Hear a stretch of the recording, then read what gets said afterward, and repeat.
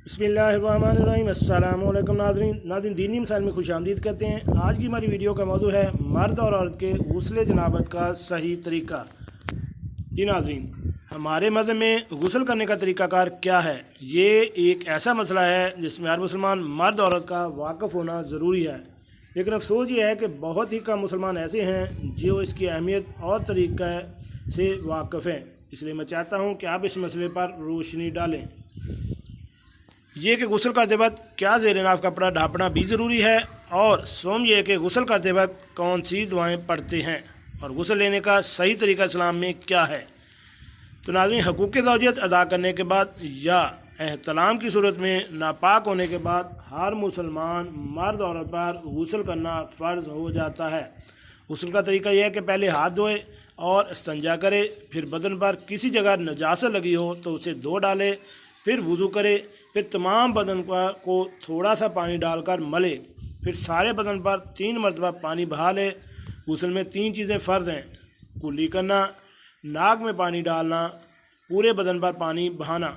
बदन का अगर एक बाल भी खुश्क रह जाए तो गुस्ल नहीं होगा और आदमी बदस्तूर नापाक रहेगा। नाक के सुराखों में यानी सुराख के बाहर की हद तक पानी पहुंचाना भी फ़र्ज़ है।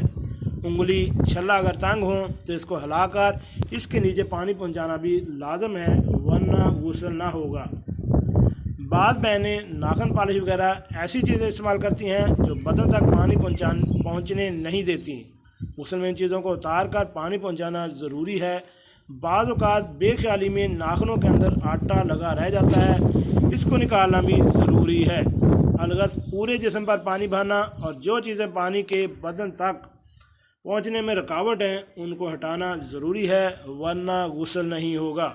औरतों के सर के बाल धोना फ़र्ज़ है, इसके बगैर गुस्ल नहीं होगा, बल्कि अगर एक बाल भी सूखा रह गया तो गुस्ल अदा नहीं हुआ। पुराने ज़माने में औरतें सर गूंदती थीं। ऐसी औरतें जिनके बाल गूंदे हुए हों, इनके लिए ये हुक्म है कि अगर वो अपनी मेंढियाँ ना खोलें और पानी बालों की जड़ों तक पहुँचा लें तो गुस्ल हो जाएगा। लेकिन अगर सर के बाल खुले हुए हों, जैसा कि आजकल आम तौर पर औरतें रखती हैं, तो पूरे बालों को तर करना गुस्ल का फ़र्ज़ है। इसके बगैर औरत नापाक नहीं होगी। कहबत की जगह कपड़े उतार कर गुस्ल करना जायज़ है, और इस सूरत में बैठ कर गुस्ल करना ज़्यादा बेहतर है। मर्द अगर खुले मैदान में नाफ से घुटनों तक कपड़ा बांध कर गुस्ल करे तो जायज़ है, और नाफ से घुटनों तक सतर खोलना हराम है। जी नाज़रीन, कैसी लगी आज की हमारी ये गुस्ल के बारे में मालूमाती वीडियो? उम्मीद है आपको पसंद आई होगी। मिलते हैं एक नई वीडियो के साथ। सलाम अलैकुम।